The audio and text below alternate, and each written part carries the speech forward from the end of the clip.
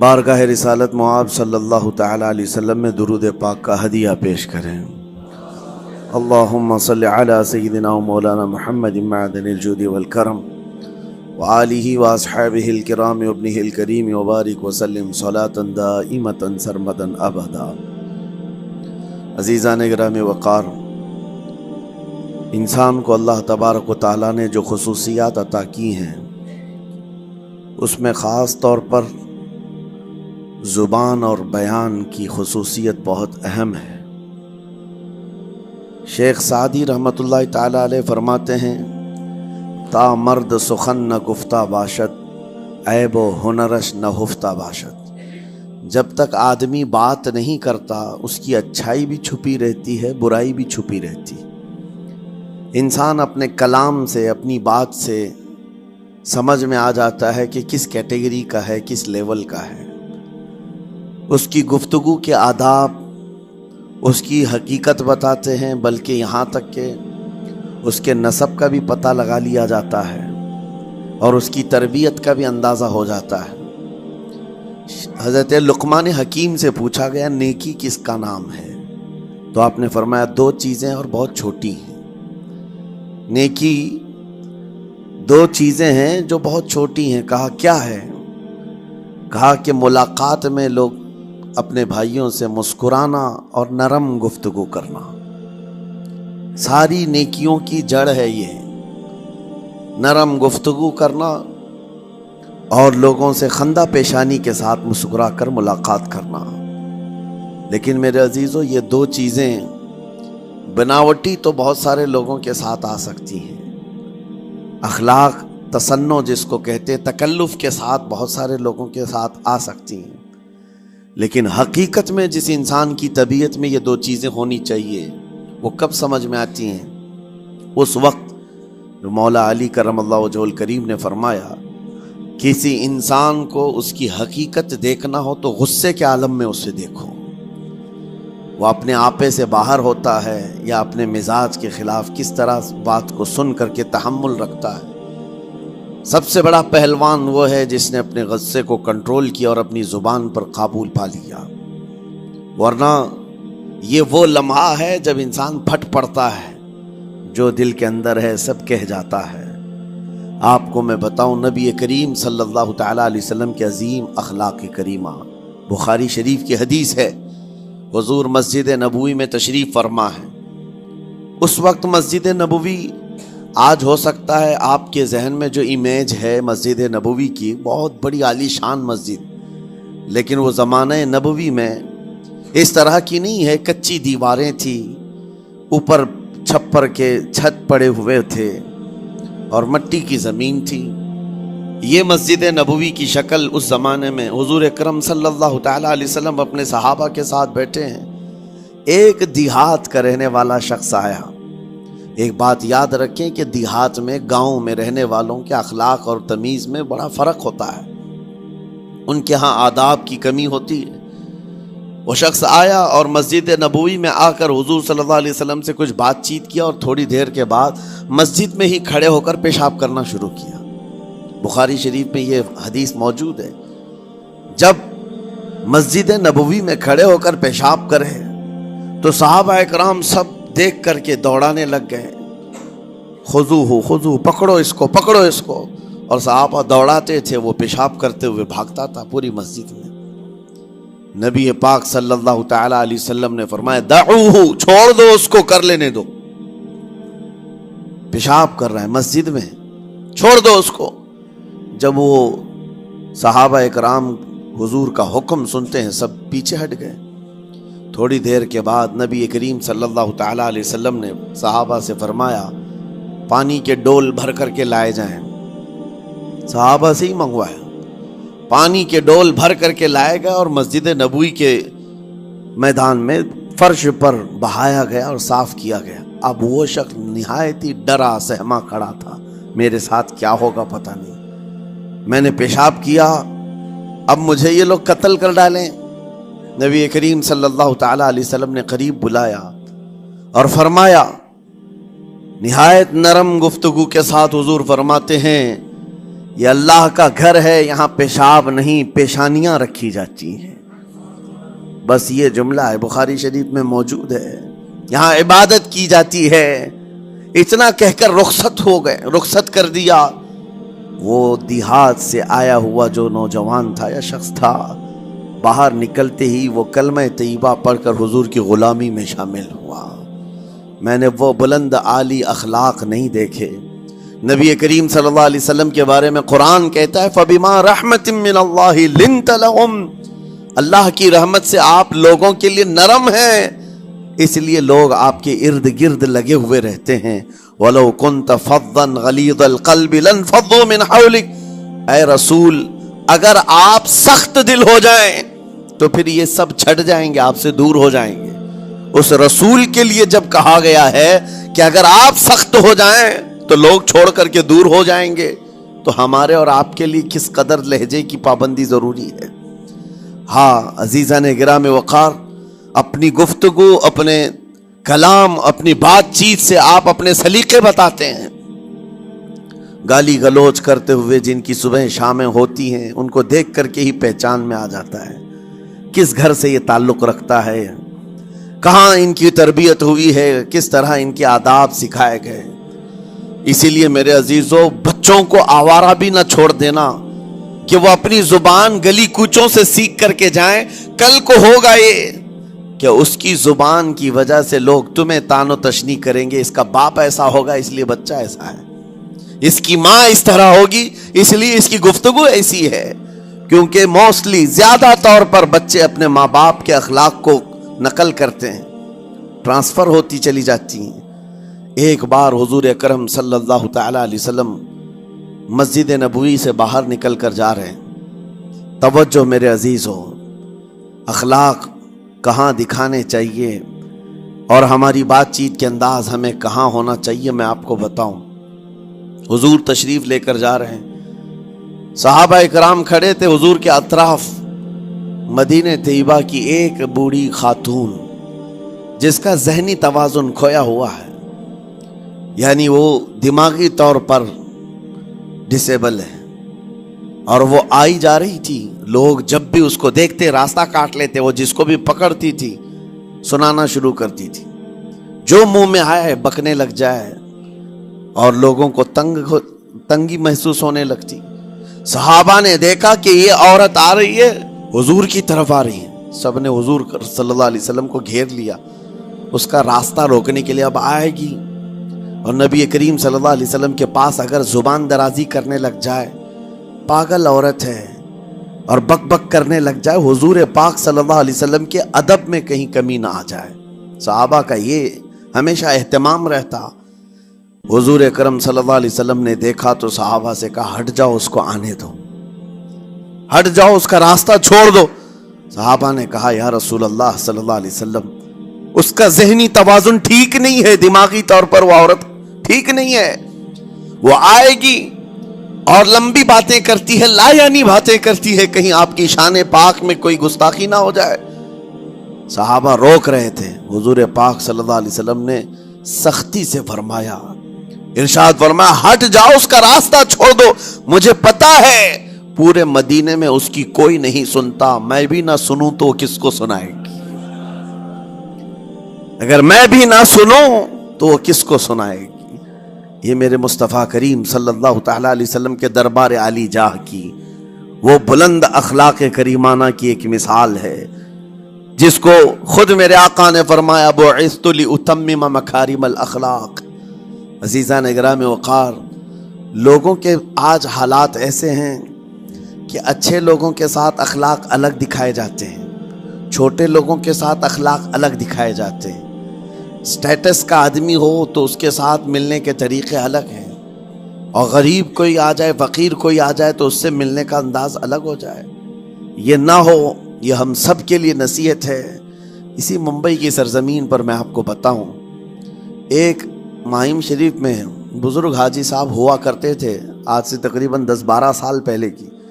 وہ کئی لوگوں سے ایک سوال کرتے تھے پکڑ پکڑ کر کے کہ میرا ایک سوال ہے، آپ جواب دیں گے، میرا ایک سوال ہے. کئی علماء سے انہوں نے پوچھا، مجھ سے بھی انہوں نے، جب میں نیا تھا مصر سے پڑھ کر کے آیا تھا، میرے پاس آ کر کہا کافی سالوں سے میرے ذہن میں ایک سوال ہوتا ہے، میں آپ سے بھی پوچھنا چاہتا ہوں۔ کہا بتائیے کیا ہے؟ کہا میں حضور سرکار مجاہد ملت رحمت اللہ علیہ کا مرید ہوں۔ علامہ حبیب الرحمن مجاہد ملت، رئیس اعظم اڑیسہ، جن کے خدمات جلیلہ آج ہو سکتا ہے نئی جنریشن کو نہ معلوم ہو، ان کا لقب ہے مجاہد ملت، جنہوں نے سنیت کی بقا کے لیے اپنا تن من دھن سب قربان کیا تھا۔ وہ مجاہد ملت عظیم بزرگ ولی کامل ہے۔ یہ حاجی صاحب کہتے ہیں کہ میں ایک نارمل آدمی تھا، کڑیا تھا، یعنی گھر بنانے کا کام کرتا تھا۔ جب وہ ممبئی تشریف لاتے تو دوڑ کر کے ہر جگہ سے لوگ ملنے آتے، میں بھی گیا تھا، اور اس وقت میں جوان تھا۔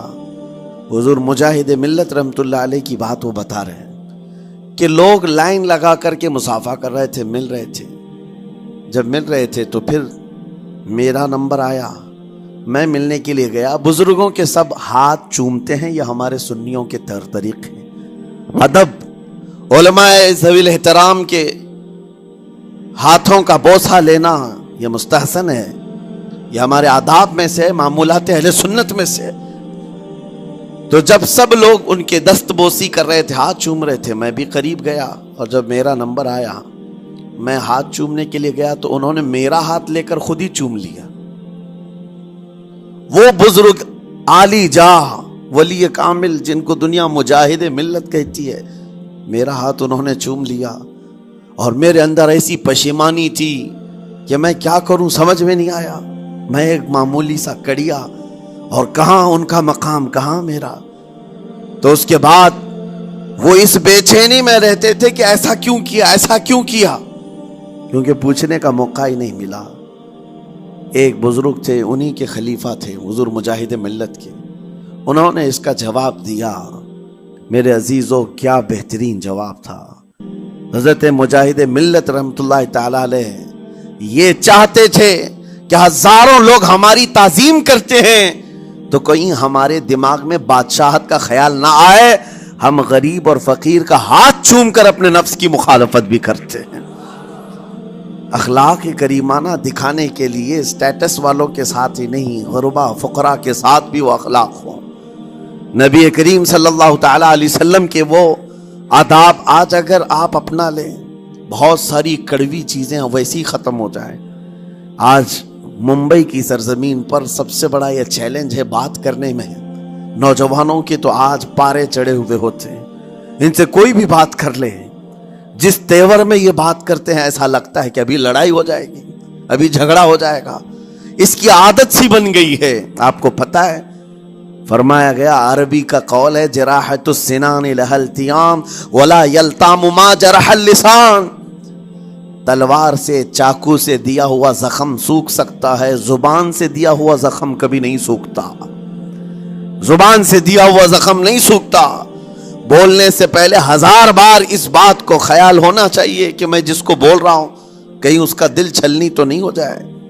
میری زبان یہ ہوتی 50 گرام کی چھوٹی زبان ہے، لیکن بڑے بڑے لوگوں کے کلیجے چیر کر رکھتی ہے، بڑے بڑے لوگوں کے دلوں میں سوراخ کر کے رکھتی ہے، زخمی کر کے رکھتی ہے اس کا استعمال۔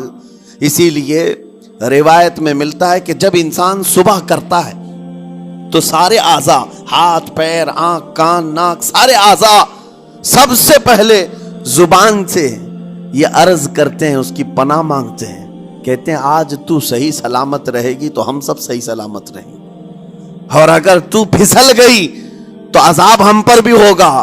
زبان بولتی ہے، مار کسی اور کو پڑتی ہے، کوئی زبان کو مارتا نہیں ہے، گالی زبان دیتی ہے، لیکن مار کبھی پیٹھ پہ پڑتی ہے، سر پہ پڑتی ہے، ہر جگہ پڑتی ہے۔ تو یہ زبان نبی کریم صلی اللہ تعالی علیہ وسلم نے ارشاد فرمایا، من یضمن لی ما بین لحیتیہ وما بین، حضور پاک صلی اللہ تعالی علیہ وسلم فرماتے ہیں جس نے 2 چیزوں کی ضمانت مجھے دے دی، حفاظت کی، میں اسے اضمن لہ الجنہ، میں اس کو جنت میں لے جانے کی ضمانت دیتا ہوں۔ 2 چیزیں کیا ہیں؟ حضور فرماتے ہیں ایک 2 جبڑوں کے بیچ میں جو موجود زبان ہے، اس کی حفاظت کر لے اور دو رانوں کے بیچ میں جو شرمگاہ اس کی حفاظت کر لے، یہ دو چیزیں جس نے بچا لیا میں اس کو جنت میں لے جانے کی ذمہ داری دیتا ہوں، ضمانت دیتا ہوں۔ اس کا کتنا بڑا کردار ہے، یہ زبان کا کتنا بڑا کردار ہے۔ اور حضور نے ایک بار پکڑ کر کے فرمایا تھا، زبان کو پکڑ کر کے کہا تھا یہ وہ زبان ہے جو انسان کو جنت میں بھی لے جاتی ہے اور دوزخ میں بھی لے جاتی ہے۔ کلمہ کس سے پڑھتے ہیں آپ؟ لا الہ الا اللہ، زبان ہی سے تو پڑھتے ہیں، اسی کلمے نے آپ کو جنت تک پہنچایا۔ اور کافر جو کفر کرتا ہے وہ بھی زبان سے ہی کرتا ہے، اور زبان اسے ہمیشہ کی دوزخ میں لے جاتی ہے۔ اس زبان کو چلانے سے پہلے 1000 بار سوچ لیں کہ آج لہجوں کی سختیاں بڑھتی چلی گئیں، اور آپ کو پتہ ہے قرآن پاک میں رب تعالیٰ نے یہ فرمایا وَلَا تَقُلْ لَهُمَا اُفٍّ وَلَا تَنْهَرْهُمَا، والدین کے بارے میں بچوں کو کیا کہا گیا؟ ان کو اف تک نہ کہو۔ لیکن زبان جب کھلتی ہے نا، ماں باپ کے خلاف نوجوانوں کو ہم نے دیکھا ہے گالی گلوچ کرتے ہوئے اور اتنی بری باتیں کہتے ہوئے، معاذ اللہ۔ عزیزان گرامی وقار، حضور نے تو یہ فرمایا جس نے پلٹ کر کے اپنے ماں اور باپ کو سخت لہجے میں بات کیا یا ان کی نافرمانی کی، حضور فرماتے میرا دل چاہتا ہے کہ اس کے گھر کو آگ لگا دوں، آگ لگا دوں۔ اس لیے اس بات کو ہمیشہ یاد رکھیں، تمہارے لہجے کی سختیاں کسی کو زخمی کر دیں تو آخرت خراب ہو جائے گی، آخرت خراب ہو جائے گی۔ حضرت علقمہ رضی اللہ تعالیٰ عنہ، حضور کے صحابی، حضور صلی اللہ علیہ وسلم کے صحابی، آخری وقت آ گیا تھا لیکن زبان نہیں کھلتی تھی۔ حضور پاک صلی اللہ علیہ وسلم کے پاس سفارش لائی گئی کہ آپ کے وہ ساتھی ہیں انتقال کر رہے ہیں لیکن زبان پر کلمہ بھی نہیں آتا۔ حضور تشریف لائے، دیکھا، پوچھا گھر میں ان کے کون کون ہے؟ کہا بیوی ہے اور ماں ہے۔ ماں کو بلایا اور کہا علقمہ کے بارے میں کیا کہتی ہو، کیسا تھا؟ کہا بہت اچھا، پرہیزگار، عبادت گزار، ساری نیکوکاریاں اس کے اندر ہیں۔ تو پھر حضور نے پوچھا اچھا یہ بہت نیک تھا، تم بھی اس سے راضی ہو کہ نہیں ہو؟ ماں نے کہا میں نہیں راضی ہوں، میں راضی نہیں ہوں۔ کہا کیوں، وجہ کیا ہے؟ کہا یا رسول اللہ میرا اکلوتا بیٹا، میرا تنہا بیٹا تھا، بڑی محبتوں کے ساتھ اس کو پالا تھا، اور جب میں نے اس کی شادی کی اپنی بیوی کو لایا، اور جب بیوی گھر پر آ گئی تو میری بات کو ہلکے میں لیتا، اپنی بیوی کی بات کو فوقیت دیتا، ترجیح دیتا۔ اور اس وقت غالباً یہ باتیں تھی کہ زبان سے کوئی کلمہ ان کے نکلا ہوگا جو بیوی کی حمایت میں تھی، ماں کو تکلیف پہنچ گئی۔ کہا میرا دل گوارا نہیں کرتا، میں اس سے راضی نہیں ہوں، باقی وہ بہت نیک بندہ ہے، بہت اچھا ہے۔ حضور نے فرمایا دیکھو زندگی کے آخری پڑاؤ پر آ چکا ہے، روح نکلنے کو ہے، معاف کر دو۔ وہ بھی صحابیہ تھی، انہوں نے کہا آقا آپ کا حکم ہے یا مشورہ ہے؟ اگر حکم ہے تو پھر ماننا ہے۔ حضور نے فرمایا نہیں، حکم نہیں، مشورہ ہے۔ کہا مشورہ ہے تو پھر دل نہیں چاہتا، دل نہیں چاہتا۔ حضور نے فرمایا صحابہ سے کہ لکڑیاں جمع کرو، آگ لگاؤ اور انہیں اٹھاؤ، آگ میں ڈال دو۔ آگ دہکائی گئی تو ماں کی ظاہر سی بات ہے ممتا بے چین ہو گئی۔ کہا ان کو میرے سامنے آگ میں ڈالیں گے؟ کہا ہاں، اس سے بہتر ہے کہ وہاں جلے گا، یہاں جلے۔ وہ ماں کہتی آقا آپ گواہ ہو جائیں، میں اپنے بیٹے کو معاف کرتی ہوں۔ ادھر معاف کیا، ان کی زبان پر کلمہ طیبہ جاری ہوا۔ میرے عزیزو یہ بتانا مقصود اس لیے ہے کہ زبان سے دیے ہوئے زخم خواہ والدین کو ہو، یہ معمولی نہیں ہوتے۔ ہو سکتا ہے آخری وقت تمہاری زبان بند ہو جائے اور کلمہ طیبہ بھی نہ جاری ہو، زبان کھلنے بھی نہ لگے، یہ حالات آ جائیں گے۔ اس لیے اپنی زبان کا کنٹرول برقرار رکھو، کس سے کیا کہنا ہے۔ ابھی میں اس کا دوسرا پارٹ بھی بتاتا ہوں زبان کے استعمال کا۔ یہ نرمی لہجے کے اندر ہونا بہت ضروری ہے، لیکن کچھ جگہوں پر سختی کی اجازت ہے، لیکن وہ مقامات الگ ہیں۔ نرم لہجہ حضور پاک صلی اللہ تعالی علیہ وسلم کے فرامین میں سے ہے۔ ایک بات بڑی بغداد مقدسہ میں نے ایک ولی پاک کی زیارت کی، ان کے آستانے پر بھی میں ابھی بیان کیا تھا۔ حضرت بہلول دانا مجذوب بزرگ تھے، اور بغداد کی گلیوں میں کہیں پر بھی بیٹھ جاتے تھے، اور جو جانکار تھے وہ سمجھتے تھے یہ اللہ والا بندہ ہے۔